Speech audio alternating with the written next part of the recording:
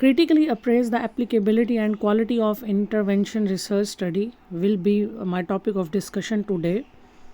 As clearly it is seen from the topic that applicability and quality of research study, the research that is intervention based, we will appraise how we will appraise that topic in term of applicability and quality. Applicability क्या है, topic की quality क्या है, तो that will be our learning outcome of the chapter.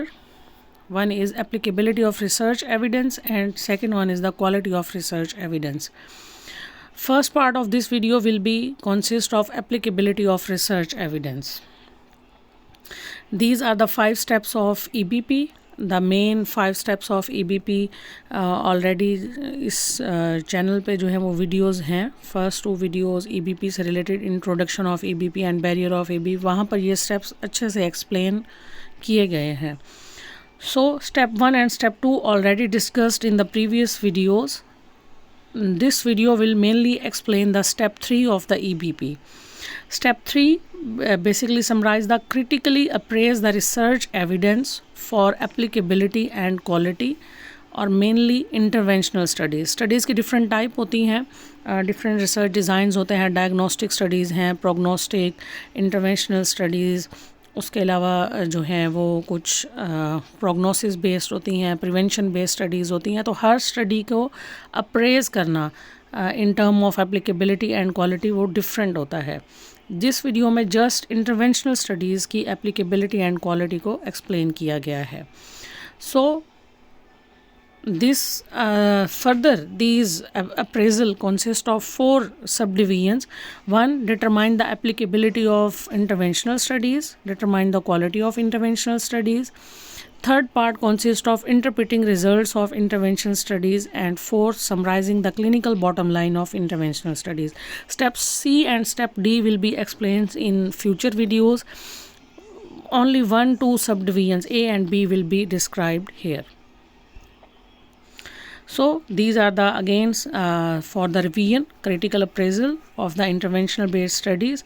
We will see for the quality, applicability, results and clinical bottom line. जब भी हम कोई अपने रिसर्च इंजन से कोई डाटा रिट्रीव करेंगे, कोई अपने सर्चेबल क्लिनिकल क्वेश्चन से कोई हम इंफॉर्मेशन लेना चाहेंगे, तो जब भी कोई आर्टिकल हमारे सिनेरियो से, हमारे पेशेंट के सिनेरियो से, हमारी केस स्टडीज़ के सिनेरियो से के रेलिवेंट होगा, तो हम उस आर्टिकल में से ये 4 चीज़ें अपने माइंड में रखेंगे ताकि फ़र्दर उस स्टडी को हम अपने केस सिनेरियो, अपनी फ्यूचर रिसर्च के पॉइंट ऑफ व्यू से उसको यूटिलाइज़ कर सकें.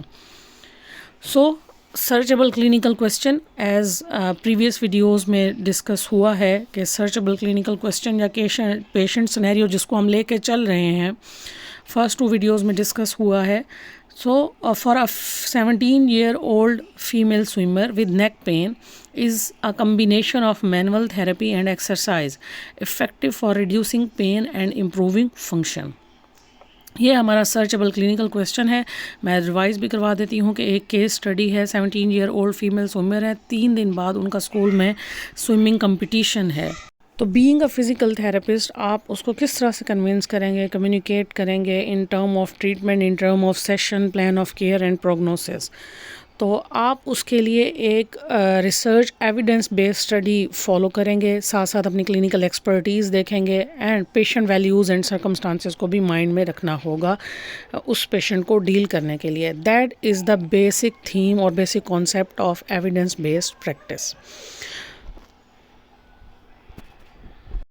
सो एप्लीकेबिलिटी ऑफ रिसर्च पे हम पहले बात कर लेते हैं. एप्लीकेबिलिटी ऑफ रिसर्च जब भी आप करने लगेंगे तो उसमें क्या क्या क्वेश्चंस आपके माइंड में होने चाहिए जो आपने एक आर्टिकल में देखने होंगे, ताकि आप उस प्रीवियस जो डाटा है या प्रीवियस जो आपके पास रिसर्च बेस्ड एविडेंस है उनको मैक्सिमम यूटिलाइज़ कर सकें अपने पेशेंट को ट्रीट करने के लिए. So first one is the study purpose relevant to my clinical question.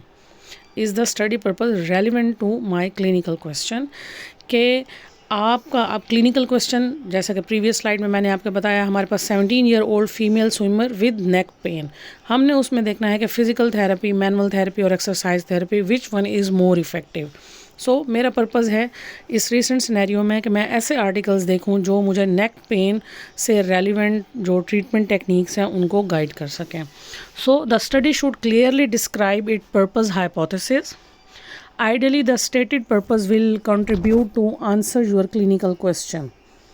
अब प्रीवियस अगर मैं कोई रिसर्च आर्टिकल्स फाइंड आउट कर रही हूँ जो neck pain, manual therapy, exercise therapy की डोमेन को कंप्लीट कर रहे हैं और गाइड कर रहे हैं कि manual therapy and exercise therapy the combination is more effective than alone any treatment, तो वो आंसर होगा मेरी उस हाइपोथेसिस का या उस पेशेंट की जो कंप्लेन है उसको डील करने का, उसको रिसर्च एविडेंस जो है वो सपोर्ट कर रहा है। The first step is to review the abstract from the study. पूरा आर्टिकल इनिशियली जो है क्या होता है कि जब आपने स्किलफुल नहीं होते, आपके अंदर अप्रेजल स्किल्स या सर्च स्किल या किसी आर्टिकल को रीड करने की स्किल्स इतनी अच्छी नहीं होती, तो क्या होता है abstract that is the summary of an article, वो सफिशेंट होता है, वहाँ से आप पूरे आर्टिकल की समरी गेन कर सकते हैं। That will consist on the background, objective, methodology, results and conclusion. तो वो क्लियरली आपको एक स्टेटमेंट दे देगा, एक समरी दे देगा कि इधर ये आर्टिकल फुल रीड करना आपके लिए हेल्पफुल होगा या नहीं, कि आप इसको अपने करंट सिनेरियो के लिए यूज़ कर सकते हैं या नहीं।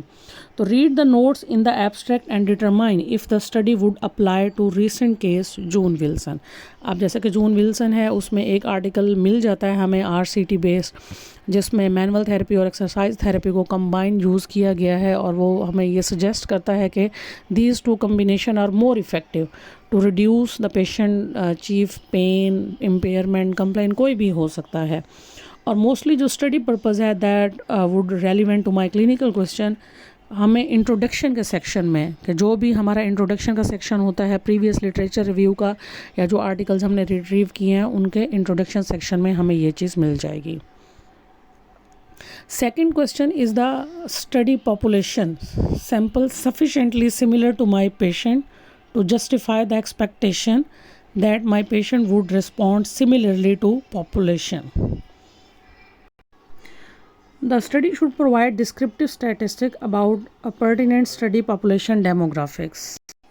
मीन जो आप प्रीवियस आर्टिकल देख रहे हैं वो और आपका जो रीसेंट सिनेरियो है वो सेम होने चाहिए, कि अगर आपके पास पेशेंट नेक पेन की कंप्लेन के साथ रिसेंटली है तो हमें ऐसे ही आर्टिकल रिट्रीव करने होंगे जिनमें मैनुअल थेरेपी और exercise therapy specifically neck pain के लिए यूज़ हुई हुई हो, ना कि किसी और रीजन के लिए, लाइक बैक पेन हो गया, नी पेन, जॉइंट्स, कोई और चीज़ नहीं।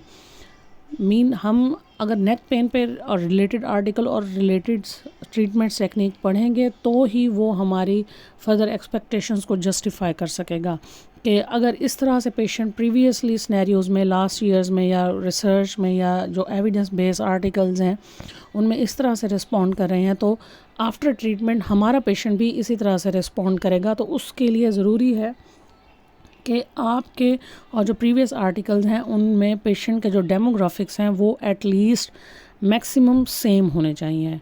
लेकिन ये आइडियली पॉसिबल नहीं है कि आपको हमेशा उस तरह का आर्टिकल नहीं मिलेगा कि जो आपका 100% रेलिवेंट हो। 90, 95, 82, 90 के दरमियान में रेशोज़ हो सकती हैं जिसमें आपके डेमोग्राफिक्स हैं या जो दूसरे वेरिएबल्स बिटवीन द पेशेंट्स वो मैच हो सकते हैं। सो relatively similar to your patient with regard to age, gender, problem severity or problem duration, comorbid condition or any other significant socio demographics and medical condition likely to affect the results of study.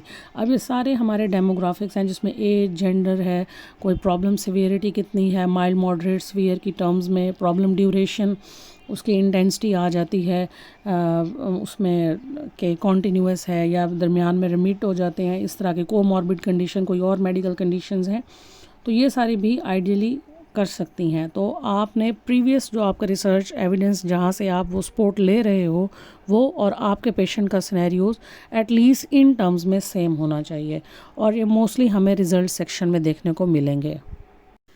Next are the inclusion and exclusion criteria clearly defined and would my patient qualify for the study. हर जो previous articles हैं या literature reviews होते हैं उनमें criteria defined होता है इन methodology section inclusion और एक्सक्लूजन की टर्म में कि किन प्रॉन्स एंड कॉन्स में हम जो है वो कुछ पेशेंट सेलेक्ट करेंगे और क्या हमारा क्राइटेरिया होगा जिनमें हम पेशेंट को अपने स्टडी में इंक्लूड नहीं करेंगे। हर आर्टिकल में एक लिस्ट होती है, मेथडोलॉजी सेक्शन में एक क्राइटेरिया होता है that is known as inclusion and exclusion criteria. Ideally, your patient would have my patient qualify for the study characteristics that meet the eligibility criteria or at least be similar enough to the subjects। कि आपके भी जो clinical scenario है, case study चल रही है, वो भी एटलीस्ट उनमें 100 ना तो 90 और 85% उस क्राइटेरिया इंक्लूजन एक्सक्लूजन को फुलफिल करेगा, तो that article will be relevant to your clinical scenario. तो इंक्लूजन और एक्सक्लूजन क्राइटेरिया को आपने ज़रूर देखना है कि अब जहाँ पे जैसे कि 17 ईयर ओल्ड फीमेल स्विमर है, तो आपको ऐसे नेक पेन पे आर्टिकल्स देखने चाहिए कि जिनमें इंक्लूडेड जो एज है पेशेंट की वो यंग एज के हों, 17 से ऑनवर्ड हैं या 20 के नियर हैं, ताकि होना चाहिए कि इधर their treatment manual therapy technique और एक्सरसाइज टेक्निक वो उनके लिए इंडिकेटेड भी हैं उस एज में या नहीं। इंक्लूजन एक्सक्लूजन क्राइटेरिया हमें इस तरह से हेल्प आउट करेगा इस सिनेरियो में। Next one is are the intervention and comparison control group receiving a realistic intervention. आपके पास दो ग्रुप हो सकते हैं, एक इंटरवेंशनल ग्रुप जिसमें आप मैनुअल थेरेपी और एक्सरसाइज दे रहे हैं इस सिनेरियो में, सेकंड कंपैरिजन में एक्सरसाइज ग्रुप चल सकता है या कोई भी और वेल डिज़ाइंड प्लेसिबो चीज़ें हो सकती हैं। तो receiving a realistic intervention mean कि आपने जो चीज़ डिसाइड की है अपनी रिसर्च से या अपने क्लिनिकल सिनेरियो में स्टार्ट करने से पहले कि मैंने इस ग्रुप को या इस पेशेंट को ये ट्रीटमेंट टेक्निक देना है, तो क्या आपने वही ट्रीटमेंट टेक्निक उस पेशेंट को दिया है, उस पेशेंट ने वही टेक्निक ली है जो आपने ऑलरेडी उसे असाइन की है। आइडियली जो भी हम इंटरवेंशन हैं, टेक्निक्स हैं या प्लेसिबोज वगैरह पेशेंट को दे रहे हैं वो हमारी क्लिनिकल सेटिंग्स, हमारी कल्चरल वैल्यूज़ हो गया, हमारा सोशो इकोनॉमिक स्टेटस हो गया या हमारा जो क्लिनिक है वहाँ पे वो चीज़ें अवेलेबल होनी चाहिए। मीन अगर आप मैनुअल थेरेपी की टेक्निक दे रहे हैं कोई, तो जो थेरेपिस्ट है वो इस कैपेबल होना चाहिए कि वो पेशेंट को मैनुअल थेरेपी टेक्निक, मोबिलाइजेशंस वगैरह या मैनिपुलेशंस परफॉर्म करने के कैपेबल हो। आपके क्लिनिकल सेटिंग्स में वो चीज़ें और वो टेक्निक्स दी जाएं पेशेंट्स को। Consider the quality of dose, duration, delivery methods, setting and qualification of the therapist delivering the intervention. ये जैसा कि मैंने अपने सिनेरियो किया, क्वालिफिकेशन ऑफ द थेरेपिस्ट के जो टेक्निक आप दे रहे हैं, लाइक कोई सॉफ्ट टिश्यू रिलीज टेक्निक दे रहे हैं, स्ट्रेचिंग्स, मोबिलाइजेशंस, मैनिपुलेशन, तो वो ईच एंड एवरीथिंग आपकी उस आर्टिकल में डिस्कस होनी चाहिए, या आप उस आर्टिकल में वो चीज़ें देखेंगे कि आपने अगर मोबिलाइजेशंस देनी है तो वो क्या डोज होगी उसकी, कितना ड्यूरेशन होगा, क्या इंटेंसिटी होगी, जो आप अपने पेशेंट पे भी अप्लाई करेंगे। तो वो एक एविडेंस बेस्ड चीज़ हो जाएगी जिसको लिटरेचर भी सपोर्ट कर रहा होगा। Could you implement this treatment in your setting. जब आप एक आर्टिकल देख लेते हैं, उसमें सारी सिनेरियोज देख लेते हैं, तो आप फिर ये सोचते हैं कि ये जो इक्विपमेंट है या जो मेजरमेंट टेक्निक्स हैं या जो एप्लीकेशन टेक्निक्स हैं वो आपकी क्लिनिकल सेटिंग्स में फिजिबल हैं या नहीं। तो title of the study indicate that study purpose included treatment of mechanical neck pain a symptom reported by June. जैसा कि पीछे सिनेरियो है उसमें मैकेनिकल नेक पेन को ट्रीट करना है, तो title of the study describe करेगा कि ये नेक पेन से रिलेटेड आर्टिकल है, बैक पेन, नी पेन या कोई भी और सिग्निफिकेंट टॉपिक हो सकता है। तो आप वही चीज़ लेंगे जो आपका पेशेंट सिनेरियो है। अगर बैक पेन के साथ पेशेंट है, उस पर आपने मैनुअल थेरेपी एंड एक्सरसाइज का कम्बिनेशन देखना है, तो आप जो हमारे पेड्रो हो गया, पबमेड हो गया या गूगल स्कॉलर जो हमारे सर्च इंजन्स हैं वहाँ से उन आर्टिकल्स को रिट्रीव करेंगे। Next one is are the outcome measure relevant to the clinical question and were they conducted in clinical realistic manners। कि आपके जो क्लिनिकल क्वेश्चन में आउटकम मेजर्स हैं वो आपके पेशेंट आउटकम भी वही हैं और क्या वो रियलिस्टिकली मेजर भी किए गए हैं या नहीं। Study should describe the outcome measure used and the method used to ensure their reliability and quality। कि जो आपके आउटकम मेजर्स हैं और जो मेथडोलॉजी यूज़ की गई है वो रिलायबल भी हो और उनमें क्वालिटी भी होनी चाहिए। Ideally the outcome measure should relate to the clinical question. उसमें जो है वो क्वालिटी ऑफ लाइफ भी हो सकता है, कोई एक्टिविटी, रेंज ऑफ मोशंस भी हो सकती हैं, बॉडी स्ट्रक्चर्स फंक्शंस भी हो सकते हैं, कोई डिसेबिलिटी भी हो सकता है, उसके अलावा गोनियोमीटर्स के यूजेज, ये हमारे सारे आउटकम मेजर हैं। तो आपका जो आउटकम मेजर है वो आपके क्लिनिकल क्वेश्चन से रेलिवेंट होना चाहिए। लाइक इस केस में, जून विल्सन के केस में, हम पेन को मेजर करना चाह रहे हैं, मैकेनिकल नेक पेन, कि mechanical neck pen before and after treatment, after physical therapy sessions कैसा रहा। तो उसके लिए हम डिफरेंट पेन स्केल यूज़ कर सकते हैं, like numeric pain rating index use कर सकते हैं, उसके अलावा numeric pain rating scale use कर सकते हैं, नेक डिसेबिलिटी इंडेक्स यूज़ कर सकते हैं। मीन आपका आउटकम मेजर कोई भी हो सकता है। अगर रेंज से रिलेटेड है तो आप गोनियोमीटर्स हैं, टेप्स हैं, इंक्लाइनोमीटर यूज़ करेंगे। अगर आप डिसेबिलिटी देख रहे हैं, लो बैक पेन में देख रहे हैं, तो ऑस्वेस्ट्री डिसेबिलिटी इंडेक्स यूज़ होता है। इस तरह शोल्डर के, नी, एंकल, हर रीजन के डिफरेंट क्वेश्चनेयर हैं और उनमें डिफरेंट चीज़ों को मेजर करने के लिए हमारे पास डिफरेंट आउटकम अवेलेबल हैं और वो सारे ऑथेंटिक हैं। So study outcome include, like जैसे कि जून के केस में है, pain measure and a pain index which may relate to June goal to resume competitive swimming. So outcome का भी आपने अपने क्लिनिकल क्वेश्चन के साथ रेलिवेंसी को ज़रूर अपने माइंड में रखना है।